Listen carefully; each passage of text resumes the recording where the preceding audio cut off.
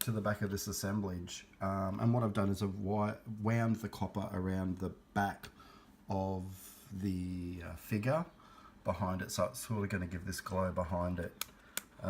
Also, I'm going to attach a small light underneath this section here. As one of my friends, Lee, pointed it out, that actually forms like a heart shape, which is pretty cool. So I'm going to try and have a light suspended up underneath here. So it's going to take a little bit of manipulation.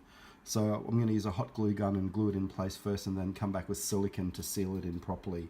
Just put some foil, gold foil, around the outside and glued it down with silicone. Well, put silicone down first, then the foil to create that effect, and then I will come back with some bitumen and rub it on to tone it down till it gets to look something like this, so it looks aged and worn down. And that's pretty much what I'm going to be doing to the outside of this piece at this stage. They don't snap that snap like they used to, they don't snap that snap. So I also added this section here to the middle of this assemblage, and I love how it's turned out. I think it looks really, really good. And I added the little bit of lace work at the top. I also added this piece there as well. So I really like how this is all coming together. They don't make them beats like they used to, they don't make them beats. I also added some lace at the top and lace at the bottom. I toned down those little leaves on the side, copper patinaed them, and this piece is almost complete, which, you know, I'm really happy with.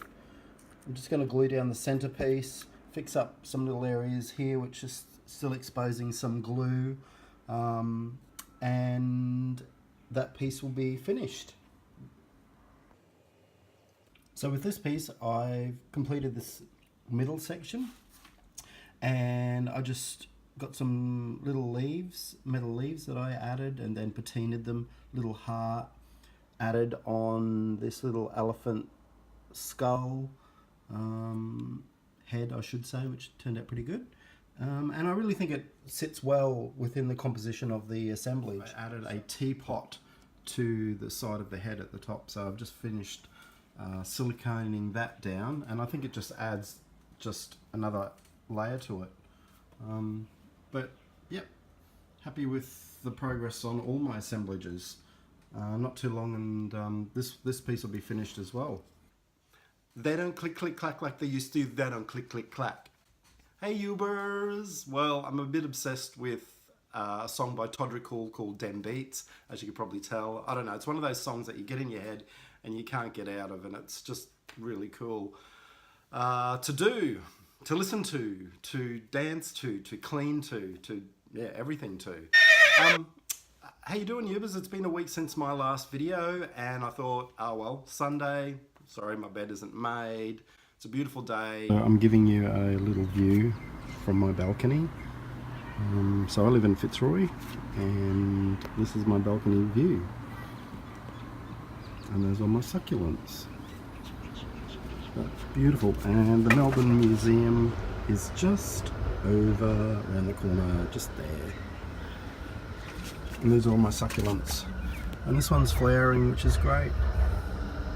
Love the colours in that one. And that's the noise of the tram that goes past in that street just there. Having my first morning coffee, and thought, why not drop a vlog? So you've obviously seen what I've been up to in terms of my assemblages. They're coming along nicely, which is great. Haven't done any painting this week, just been just been working, busy life. I work a full-time 9-to-5 job, and obviously my art practice is outside of those hours, which is generally as soon as I get home in the evenings and on weekends. So what's really interesting for me is I find that I'm more productive when I'm actually working a full-time job as well, because I think I'm focused. I know when I had my 2-week holidays recently, I did some art, but I didn't really do a lot of art. I do more art when I'm actually working. I don't know. How do you work?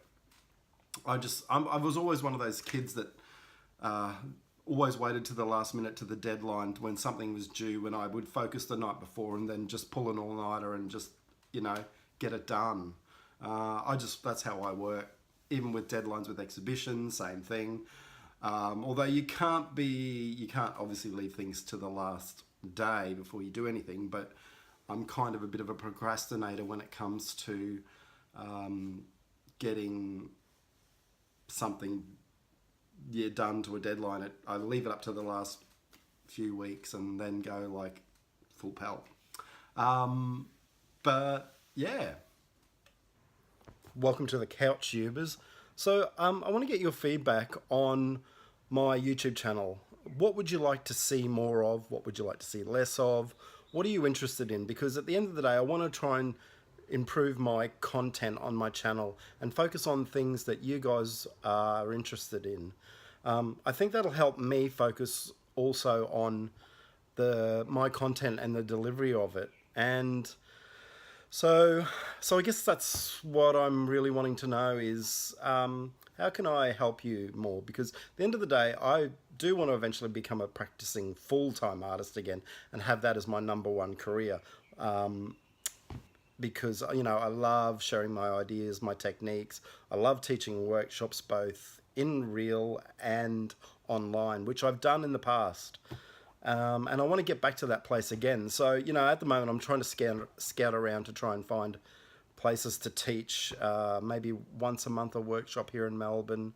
And I'm working on online courses again. And, you know, it's quite a big minefield to navigate because there's so many platforms now where you can host your e-classes and that. So I'm kind of want to navigate where I fit in and where my skill comes into play. And but it all starts with you guys. What sort of content do you want to see from me? What can I give back to you guys? So that would really help me improve quality of my videos and also the content on this channel. But anyway, thanks for listening to me ramble on, and they don't make them beats like they used to. They don't make them beats. Have a great weekend, and I'll talk to you soon. Later.